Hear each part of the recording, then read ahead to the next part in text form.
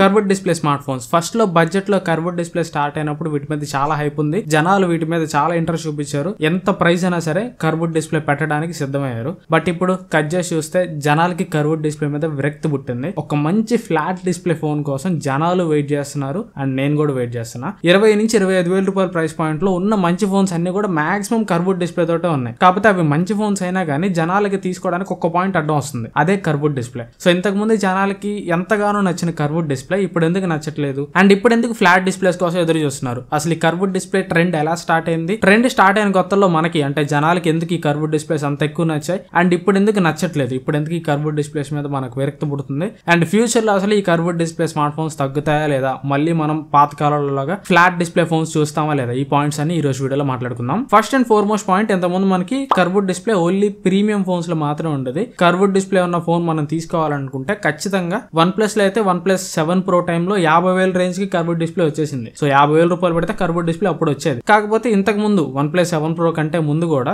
Only Samsung S series like Samsung S8 గానీ S9 గానీ S10 గానీ S10 Plus గానీ ఇట్లా సామ్సంగ్ S సిరీస్ ఫోన్స్ లో మాత్రమే కర్వ్డ్ డిస్ప్లేస్ ఉండేవి. సో జనాలకి అప్పట్లో ఒక పాయింట్ అయితే పడిపోయింది, కర్వ్డ్ డిస్ప్లే ఉందంటే అదే ప్రీమియం ఫోన్, కర్వ్డ్ డిస్ప్లే ఉందంటే దాని డిస్ప్లే క్వాలిటీ తోపు లెవెల్ ఉంటుంది, నెక్స్ట్ లెవెల్ ఉంటుంది అండ్ ఫోన్ కూడా నెక్స్ట్ లెవెల్ ఉంటుంది. సో అట్లాంటి ఒక పాయింట్ లోకి జనాలు వెళ్ళిపోయారు. సో అందుకనే బ్రాండ్స్ ఈ యొక్క పాయింట్ ని క్యాష్ చేసుకోవడానికి వాళ్ళకి పాసిబుల్ అయిన టైంలో బడ్జెట్ లో కర్వ్డ్ డిస్ప్లేస్ తేవడం మొదలు పెట్టారు. ఈ ట్రెండ్ ని స్టార్ట్ చేసింది ఎవరంటే నాకు గుర్తున్నంత వరకు రియల్మీ. అప్పట్లో రియల్మీ 10 Pro Plus అని లాంచ్ చేసింది. 25,000 రూపాయల్లో కర్వ్డ్ డిస్ప్లే ఫోన్ అని చెప్పి అక్కడ దానికి చాలా మంచి హైప్ ఉంది. ఆ ఫోన్ అసలు ఏం బాగాలేకపోయినా కానీ అప్పట్లో దాన్ని కర్వ్డ్ డిస్ప్లే కోసం కొన్న వాళ్ళు కూడా ఉన్నారు. అండ్ దాని తర్వాత ఇప్పుడు నా దగ్గర ఉంది Realme 11 Pro and 11 Pro Plus. వీటిలో కూడా కర్వ్డ్ డిస్ప్లే తీసుకొని వచ్చారు. అండ్ దాని తర్వాత చిన్నగా అన్ని బ్రాండ్స్ కూడా దానికి షిఫ్ట్ అయ్యాయి. మోటో అయితే మరీ దారుణం, ప్రతి ప్రైస్ పాయింట్ లో 18,000 రూపాయల దగ్గర మోటో G85 నుంచి 50,000 రూపాయల దగ్గర ఉన్న మోటో H50 Ultra వరకు అన్ని ఫోన్స్ లో కర్వ్డ్ డిస్ప్లేనే ఇచ్చింది. అండ్ రెడ్మీ గానీ ఐక్యూ గానీ బడ్జెట్ లో వచ్చే ప్రతి ఫోన్ కూడా ఈ కర్వ్డ్ డిస్ప్లేని ఒక ప్రెస్టేజ్ ఇష్యూ లా తీసుకున్నాయి. అంటే వాళ్ళ ఫోన్ లో కర్వ్డ్ డిస్ప్లే ఇవ్వకపోతే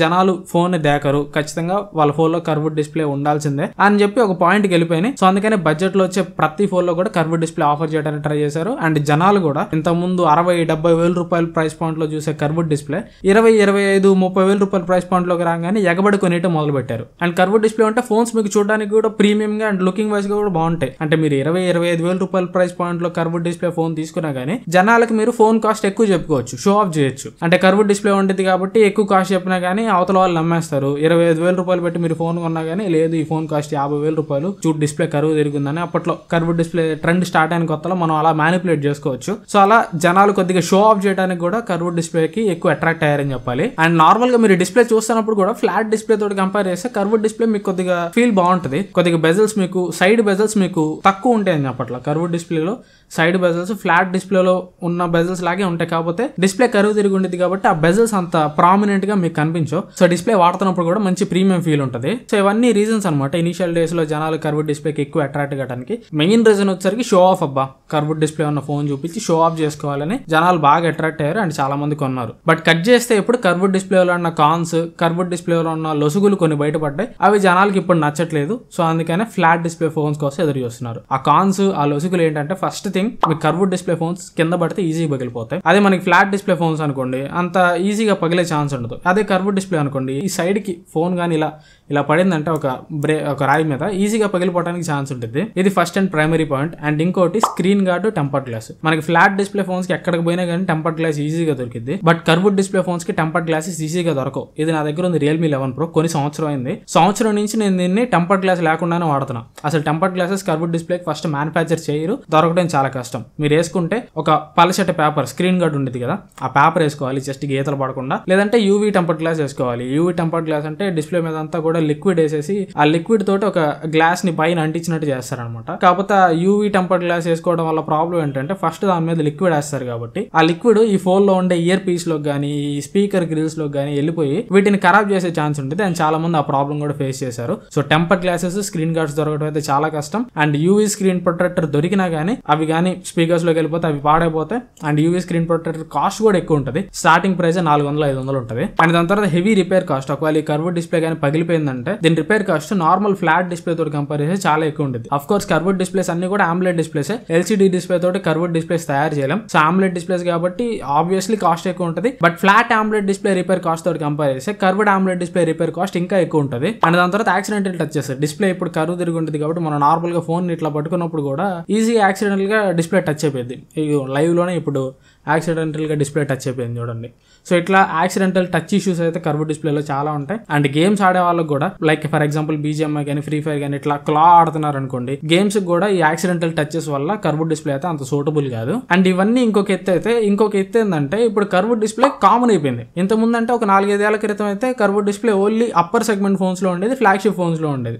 సరే బడ్జెట్కి వచ్చినప్పుడు అది కొత్త కాబట్టి ఎక్కువ మంది దగ్గర ఎవరు చూడలేదు అండ్ చీప్ లో కర్వ్ డిస్ప్లే వస్తుందని చెప్పి చాలా మంది దీన్ని కాప్ట్ కావడానికి ట్రై చేశారు. బట్ ఇప్పుడు ఏంటంటే 25,000 రూపాయల లోపు వచ్చే ప్రతి ఫోన్ లో కర్వ్ డిస్ప్లే ఉంటుంది. సో ఏదైనా కానీ ఒక ఫ్యాన్సీ థింగ్ వచ్చిన కొత్తలో బాగానే ఉంటుంది, కానీ అది కామన్ అయ్యే కొద్దీ మనకు బోర్ కొట్టేసిద్ది. అండ్ దానిలో ఉన్న లూప్ హోల్స్ మనం ఎతకడం మొదలు పెడతాం. అలానే దీనిలో ఉన్న లూప్ హోల్స్ కూడా జనాలు ఎతకడం మొదలు పెట్టారు. సో జనాలకి ప్రెసెంట్ అయితే కర్వ్ డిస్ప్లేస్ బోర్ కొట్టేసింది. ఇది ప్రైమరీ థింగ్. అండ్ ఇంకోటి దీని వల్ల వచ్చే ప్రాబ్లమ్స్, హై రిపేర్ కాస్ట్ కానీ, స్క్రీన్ గార్డ్లు దొరకపోవడం కానీ, అండ్ ఈజీగా బ్రేక్ అయిపోవడానికి ఉండే ఛాన్సెస్ కానీ, యాక్సిడెంటల్ టచెస్ కానీ, ఇవన్నీ కూడా జనాలకి ఇసుకు తెప్పించినాయి అనమాట. సో ఫైనలీ జనాలు అయితే ఇప్పుడు ఒకటి రియలైజ్ అయ్యారు, కర్వ్ డిస్ప్లేస్ అనేది ఒక ఫ్యాన్సీ థింగ్ మాత్రమే. కర్వ్ డిస్ప్లేస్ షో ఆఫ్ కి బాగానే ఉంటాయి కానీ ప్రాక్టికల్ గా మన డే టు డే ఎక్స్పీరియన్స్ లో వాడడానికి అంత సూటబుల్ కాదని ఇప్పుడు జనాలు తెలుసుకున్నారు. అందుకనే ప్రెసెంట్ సిచ్యువేషన్ లో ఒక మంచి ఫ్లాట్ డిస్ప్లే ఉన్న బడ్జెట్ ఫోన్ కోసం జనాలు వెయిట్ చేస్తున్నారు. అండ్ మీరు ఒక క్వశ్చన్ అడగవచ్చు, ఇప్పుడు బ్రాండ్స్ అన్ని కర్వ్ డిస్ప్లే ఫోన్స్ కి షిఫ్ట్ అయిపోయి ప్రతి బ్రాండ్ కూడా కర్వ్ డిస్ప్లే ఇవ్వడానికి ట్రై చేస్తున్నారు. ఇప్పుడు మళ్ళీ మనం ఫ్లాట్ డిస్ప్లే ఫోన్స్ ఇంత ముందులాగా చూడలేమా అంటే ఒక పాయింట్ గుర్తుపెట్టుకోండి, అసలు ఈ కర్వ్ డిస్ప్లేస్ ఇంట్రడ్యూస్ చేసిందే సామ్సంగ్. ఫస్ట్ లో సామ్సంగ్ గెలాక్సీ రౌండ్ అని చెప్పి ఒక ఫోన్ తీసుకొని వచ్చింది. అది ఇన్నర్ కర్వ్ ఉంటుంది, అంటే యూ షేప్ డిజైన్ లో ఉంటుంది. స్క్రీన్ కొద్దిగా ఇప్పుడు మనకి టీవీస్ లో కర్వ్డ్ 3D టీవీస్ ఉంటాయి కదా, సో ఆ టైప్ లో ఫోన్ దాటానే ట్రై చేసింది. దాని తర్వాత సామ్సంగ్ నోట్ ఎడ్జ్ అని ఇంకో ఫోన్ తీసుకొని వచ్చింది. అది ఫస్ట్ ఫోన్ అనమాట, సైడ్ కర్వ్ తోటి. దాని తర్వాత సామ్సంగ్ S6 ఎడ్జ్ అని, S7 ఎడ్జ్ అని, S8 అని, S9 అని, సామ్సంగ్ S సిరీస్ అన్నిటిలోకి కర్వ్డ్ డిస్ప్లే అయితే కామన్ చేసేసింది. అండ్ సామ్సంగ్ ఒక బ్రాండ్ వాల్యూ లాగా అయిపోయింది కర్వ్డ్ డిస్ప్లే. బట్ కట్ చేస్తే రీసెంట్ గా లాంచ్ చేసిన సామ్సంగ్ S24 సిరీస్ లో ఫ్లాట్ డిస్ప్లే తీసుకొని వచ్చారు. ఎందుకంటే సామ్సంగ్ కూడా అర్థమైంది ఇంకా కర్వ్డ్ డిస్ప్లే చల్తున్నాయి, ఇంకా కర్వ్డ్ డిస్ప్లే తోటి మనకి పని కాదు, కర్వ్డ్ డిస్ప్లే నుంచి మనం షిఫ్ట్ అవ్వాలి అని సామ్సంగ్ అర్థం చేసుకుంది. కాబట్టి సామ్సంగ్ S23 సిరీస్ లో డిస్ప్లే కర్వేచర్ ని తగ్గించింది. సామ్సంగ్ S24 సిరీస్ కి వచ్చేసరికి అసలు కర్వ్డ్ డిస్ప్లేనే ఎత్తేసింది, ఫుల్ ఫ్లాట్ డిస్ప్లే తీసుకొని వచ్చింది. కర్వ్డ్ డిస్ప్లే ఇప్పుడు ఫ్యాన్సీకి బాగానే ఉండేది కానీ ప్రాక్టికల్ గా యూజ్ చేయడానికి జనాలు ఇష్టపడట్లేదు అని చెప్పి సామ్సంగ్ అర్థం చేసుకుంది కాబట్టి వాళ్ళ ఫ్లాగ్షిప్ లైనప్ లోనే కర్వ్డ్ డిస్ప్లేస్ ఎత్తేసింది. అలానే మన బడ్జెట్ లో కూడా జనాలు కర్వ్డ్ డిస్ప్లే ని యాక్సెప్ట్ చేసినంత వరకు మాత్రమే కర్వ్డ్ డిస్ప్లే ఫోన్స్ తీసుకొని వస్తారు. జనాలు వన్స్ యాక్సెప్ట్ చేయడం ఫుల్ గా ఆపేశారంటే మాత్రం ఫ్లాట్ డిస్ప్లే ఫోన్స్ కి బ్రాండ్స్ అయితే షిఫ్ట్ అవుతారు. అండ్ నాకు తెలిసినంత వరకు ఇప్పుడే ఆ మూవ్మెంట్ స్టార్ట్ అయిందని చెప్పాలి. ఇప్పుడు iQOO Z9S Pro లాంచ్ అయింది అబ్బా. iQOO Z9S Pro అక్కడ చాలా మంచి ఫోన్, కాబట్టి ఇప్పుడు కర్వ్డ్ డిస్ప్లే అని ఒక పాయింట్ ని పట్టుకొని చాలా మంది iQOO Z9S Pro కొనడానికి ఇంట్రెస్ట్ చూపించట్లేదు. అండ్ చాలా మంది ఫ్లాట్ డిస్ప్లే తోటి మంచి ఫోన్స్ కోసం వెయిట్ చేస్తున్నారు. సో మూవ్మెంట్ అయితే ఇప్పుడే స్టార్ట్ అయింది. నెక్స్ట్ రాబోయే 6 నెలల్లో కానీ, నెక్స్ట్ రాబోయే 1 year లో కానీ మనం మళ్ళీ ఫ్రీక్వెంట్లీ ఫ్లాట్ డిస్ప్లే ఫోన్స్ అయితే చూస్తాం. ఇంతకుముందు మనకి మన వాడుకలో ఫ్లాట్ డిస్ప్లే ఫోన్స్ ఎలా కనిపించాయో అలా కనపడే రోజులు కూడా మళ్ళీ వస్తాయి. ఇది ఓవరాల్గా ఈ వీడియో అయితే. ఈ వీడియో మీకు ఎంత కొంత యూస్ఫుల్ అనుకుంటున్నాను. ఈ వీడియో మీకు నచ్చితే ఖచ్చితంగా లైక్ చేయండి. అండ్ యూస్ఫుల్ అవుతుంది అనిపిస్తే ఖచ్చితంగా మీ ఫ్రెండ్స్ అండ్ ఫ్యామిలీతో కూడా వీడియోని షేర్ చేయడానికి ట్రై చేయండి. అండ్ ఇట్లాంటి మరింత టెక్ ఇన్ఫర్మేషన్ కోసం ఛానల్ సబ్స్క్రైబ్ చేసుకొని పక్కన ఉన్న బెల్ ఐకాన్ కూడా యాక్టివేట్ చేసుకోండి. అండ్ తొందరగా మనం 100K సబ్స్క్రైబర్స్ రీచ్ కావాలి. ప్రెసెంట్ మనకి సబ్స్క్రైబర్ కౌంట్ అయితే 81,000 ఉన్నారు. స్టిల్ మనకి 19,000 కావాలి. సో తొందరగా 100K జర్నీలో మీరు కూడా జాయిన్ అయ్యి ఛానల్లో కంటెంట్ నచ్చితే మాత్రం ఖచ్చితంగా సబ్స్క్రైబ్ చేసుకొని సపోర్ట్ చేయడానికి ట్రై చేయండి. Thanks for watching. మన నెక్స్ట్ వీడియోలో కలుస్తాను. Bye bye.